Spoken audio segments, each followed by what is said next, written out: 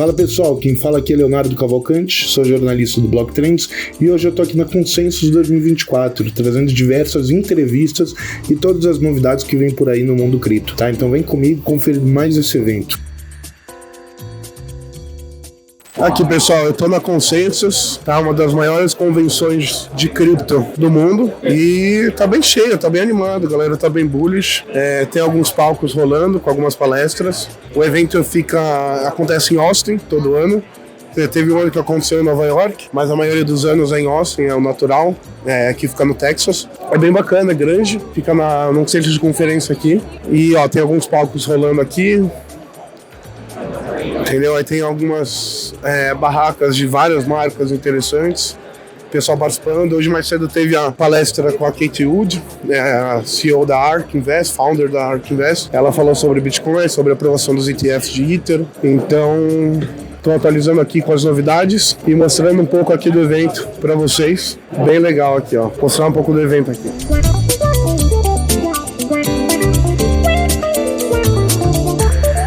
So we are here with Rat. He is the creator of Turbo Token, the AI-based meme coin. I can say that. I want to know, Rat, what do you think about this market, this meme coin market, and do you think that AI will have a huge impact on this meme coins, on this new form of launch of meme coins launch? Sure, yeah. I think, look, people in communities are really powerful. And so now I think finding people with AI are like turbo powerful, you know.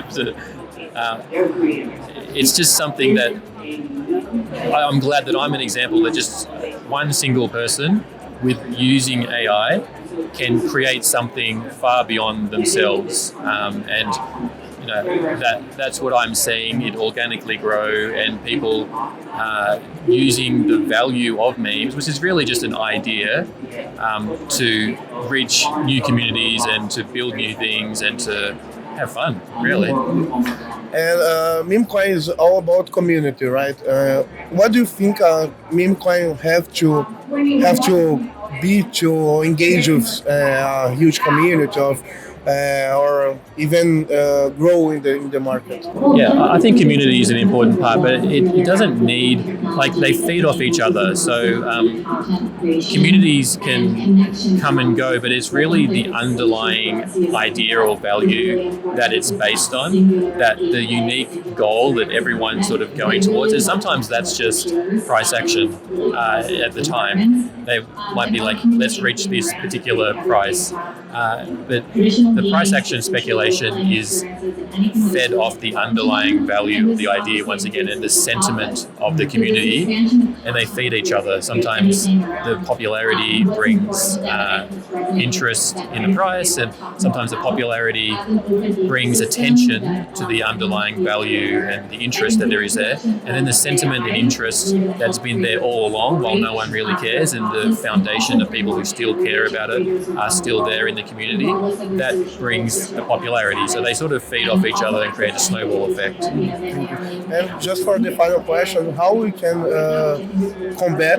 fight with the scammers, pump and dumpers and all this stuff? Because I know we have great projects on the markets, but we do have many scammers too. So how do you think we can fight who? Sorry, scammers? Yes. Why we're all here. How can we fight scammers? So you just have to, like, it's like whack-a-mole almost. Like, you just have to hit them as they come up, because they'll just keep popping up with different names, different anonymous addresses, and it is a tricky one. Education does a lot just to teach people like what not to do, what to look out for, and just to ignore things if they're too good to be true. And just take your time. Don't feel that rush to have to click something to get an airdrop when it's probably not, you know, a real thing, and you'll lose all your assets because you're trying to do something based on FOMO. So I guess education goes a long way. I don't think we'll ever get rid of scammers. There's still people scamming in email, text messages, phones. Like, they'll probably always exist. but it's just protecting yourself with a bit of education. Thank you very much.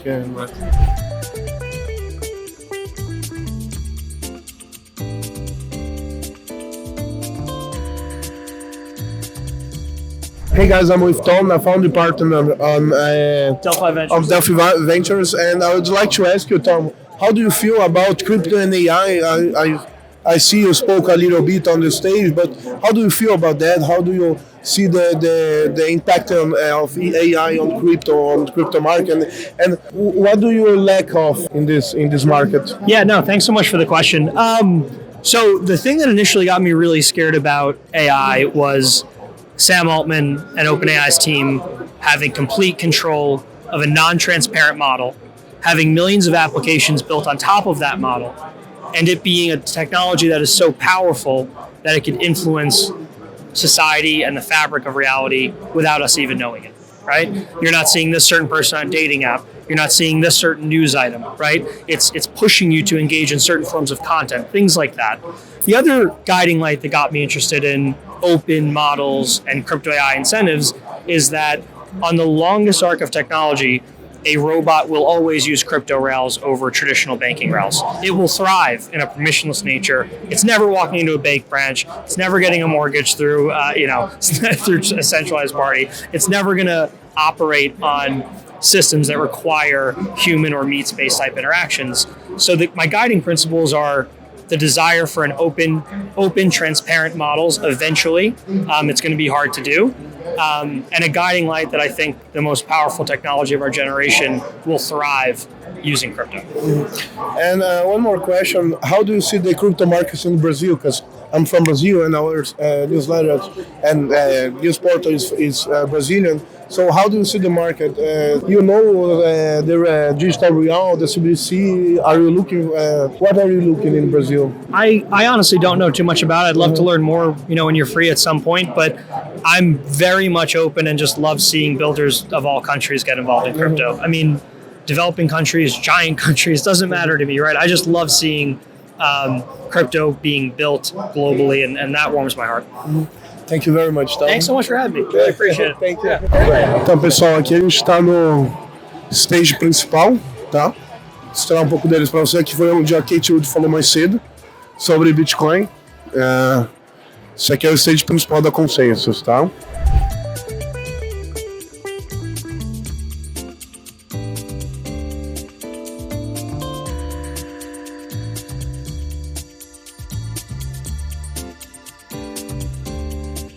Hey guys, I'm with Nick, head of marketing in Magic Eden. So first, I'd like to know what you guys are building right now. What is the roadmap for Magic Eden right now, and what do you think of the Bitcoin ecosystem? I'm really impressed with how you guys dive into this entire ecosystems and runes and all this stuff. Yeah, we're big fans of the Bitcoin ecosystem. You can tell with runes and ordinals. We love the provenance that Bitcoin offers. We love the fact that people really go there despite it being a slower experience. It really is about collecting and trading, and it's okay to take your time and wait for those longer confirmation times. We don't exactly know where the ecosystem's going. Is it going to move towards layer 2s? Whatever it is, we've kind of been an innovator in the space, and we want to continue to be an innovator in the space. But in terms of our roadmap, we definitely want to be on top of things in the Bitcoin ecosystem. But what we're kind of seeing is there's a UX problem in crypto in general, right? You have to go to like 10 different websites to trade fungibles, NFTs, buying and lending, wallet. Like you just have to go all over the place. What if you click on the wrong link and you go to a drainer, right? So we think the UX of crypto and Web3 is just not in a great place right now. And we think we're in a good position to go ahead and go out there and solve it. If you look at our products right now, we have Runes, which is fungibles trading. We have NFTs trading, and then we have our wallet with over 200,000 users already, only after 3 months of being live. So we're already kind of this like super dApp where you could do a bunch of things all at once. And we want to take that further. We want to solve the UX problem in Web3. We want to kind of be this one-stop shop where you can do everything that you need to do in Web3 all in one place without having to worry about all the scammy links and trainers out there. You can just kind of do it in a safe environment from a trusted place. Mm-hmm. So I was about to talk about the wallet. How do you guys plan to compete with the Phantom? Because Phantom is pretty good, but your wallet is good either. It's good too. But how do you plan to, attract more users? And then So we have some things up our sleeves, but I also want to make sure your audience knows is we don't look at Phantom as a competitor. We think there's going to be a lot of really successful wallets in the space. They're actually a good partner of ours. So we don't want to look at them as a competitor. We are, NFT first. We are cross-chain. We think there's a lot of opportunity there where we don't have to kind of go into their segment. We could focus on our segment, combine things with Runes, combine things with our NFT marketplace, and really carve out a nice audience for ourselves and kind of break into that top 5. That's our short-term goal. We want to be a top 5 wallet. We think we can get there. We have very aggressive timeline goals. And it's just about making products and experiences that people love and solving people's problems. And then eventually they'll want to use us. And you guys are planning to launch an app for the wallet, or? Yeah, we are very close. I don't want to say the exact timeline of when we're going to be launching a mobile wallet, but we are launching one. It will be coming out soon. Be on the lookout for some nice marketing kickoff starting pretty soon. That's nice.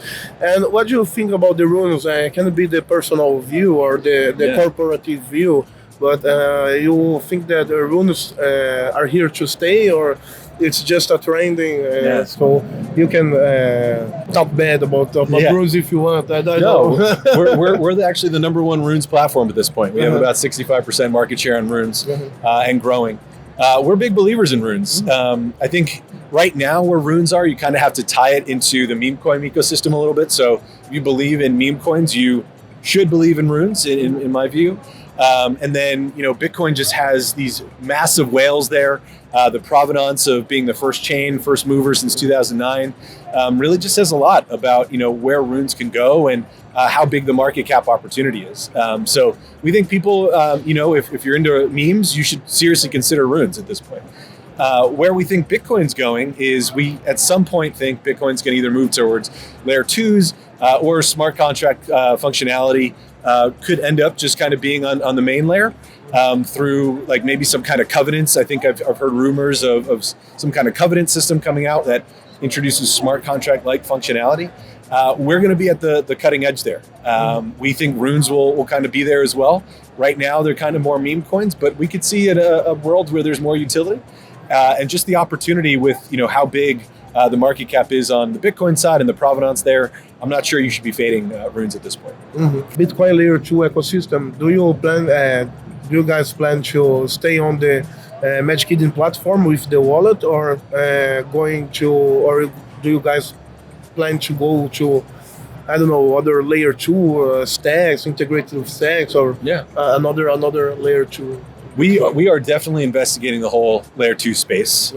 We are probably not going to be creating one ourselves at this point, though we do think that there is a really great roadmap out there to be built at some point. Hopefully someone else does it.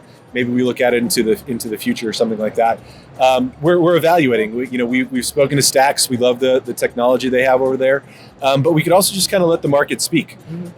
If there is a layer 2 that really catches on and draws a lot of volume and solves a lot of core issues, we're happy to go and build on that from a runes and ordinals perspective. We don't have to pick before the market has decided.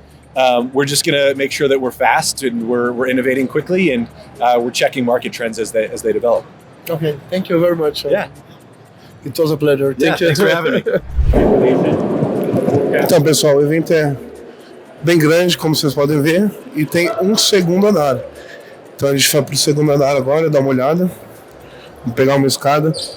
Se eu não me engano, pelo que eu entendi, tá rolando o hackathon da Stacks. Acho que no segundo andar e mais algumas coisas. Aqui o evento. Então a gente está indo aqui ver como que funciona. Vamos lá. A gente chegou aqui no level 4 e aqui a gente vai explorar um pouquinho, mas também é bem grande o segundo andar do evento. E aqui acho que é mais reuniões privadas e encontros de relacionamento, enfim. Vamos entrar em uma dessas, procurar uma bacana e descobrir o que tem. I'm here with Mark from Shrapnel. Can you tell us what do you do in Shrapnel and what is the roadmap of the project right now? Sure. I'm the Chief Blockchain Officer. So Mercury is the platform that powers all the Web3 for Shrapnel. So when we looked at what we needed to build out for Shrapnel for a AAA game using Web3 and really bring it to the mainstream audience, we knew we were going to solve a bunch of problems that other games were going to have to go and solve themselves. So we said, we'll solve it for us, but we'll build a platform so we can give it to other games. And so I'm doing the platform and then also supporting the game. Mm-hmm. So Shrapnel is an FPS game on blockchain, right? Yes. On Avalanche. So do you think that blockchain have what it takes to embrace such a complicated game as a shooting game, or how we do this, how you do that, how are you guys doing this? Sure, and we're an even more complicated game because we're an extraction shooter. So that means if you bring something into the game, if you and I were in there and you kill me, you can take my stuff. And so we have to make sure not only can we handle like escrow and settlement of those assets when you go into a game, make sure you don't sell them in the marketplace while they're also at risk, because then you could potentially try to double spend things. So in terms of the blockchain, I'll be honest, it took a lot of work. It took us about 2 years to build the platform out to be able to go do it. But we've been really happy with it. We've been doing these things called the Shrapnel training exercises, which are basically previews of the game that we let people play for 4 to 5 days. And we just had one that concluded this on Sunday. And we were really pleased because it was a great game. It had great new functionality like crafting and the ability to use these things called fragments to craft skins. But all that is seamless. So you don't really see the Web3. It's all going to be on the skin. So it's great for mainstream gamers. So absolutely. And we just been joined by Mark Long, our CEO. You want to talk gaming? He is the man. Yes, I'd like to know if how you see other competitors on blockchain, other games and other shooting games on Avalanche. I know we don't have other FPS games, but we are going to see a bunch of them. So how you plan to attract users, and anyway, how do you plan to? Yeah. Well, first of all, I'm really excited about the other FPS titles, Off the Grid and Dead Drop. They both have really great creative directors. Movie director of mine on Off the Grid, and Dr. Disrespect is kind of a nut job, right? And that's fun to have a guy that just wants what he wants in a game. So I'm excited to play both those games. In terms of acquiring players to Web3, it's really, I think, about part of what Mark said, a transparent, seamless Web3 experience that will attract Web2 players. It's always about the game. If the game isn't fun, it doesn't matter if it's Web3 or Web2, right? Yeah. Right. So you guys are making such a good progress on the game, and it's very fun to play. Mm-hmm. But do you think that it will be a problem in the future of how you guys are planning to how you guys are seeing the roadmap? Are there any concern about? Yeah. Well, this is what game development's like. Delays are the norm, right? I think what's different for us, remember, this is our first Web3 game, and so we're learning to integrate the Web3 components. And one thing that's very different is if we make a mistake in a Web2 database, we can just reset the database, and you're not going to be upset because we took away something that you have. You'll just get it back later, right? But in Web3, it has real value, so it's like I took money away from you, and we cannot mess that up. So we have to be much more careful, much more methodical about the Web3 integration, and that's part of the delay that you talk about. But other than that, the game's on track. I think the most important thing is, as you said, it's fun to play right now, even at this early stage. If you were saying, it's okay, when is the fun going to show up? I would be more worried, but I think we're okay right now. Mm-hmm. Why Avalanche? Why did you build on Avalanche and not other blockchain like, I don't know, Solana or Ethereum? We love Avalanche, and I think the main reason is the flexibility that it gives us. The ability to run your own subnets, that's something game developers really all want. We want to have control over our own infrastructure. It's very problematic if you're on Solana and the network falls over. That just doesn't happen in Web 2, and that's because developers own all their, they lease their own servers and they can control them. So that's, I think, number one. And then the other is that we can control the gas fees. We can make gas zero for the player. That isn't going to be possible on the other layer ones. So do you think that blockchains will have specifics goals, like, I don't know, Avalanche will be the game block, the blockchain of the games. Solana will be the blockchain of the meme coins, and Ethereum the blockchain of the DeFi. Or you see the whole ecosystem of being everything at the same time? Yeah, I think you're right. Mark likes to say we're going to be omni-chain. It doesn't make any sense to be just on one chain or another.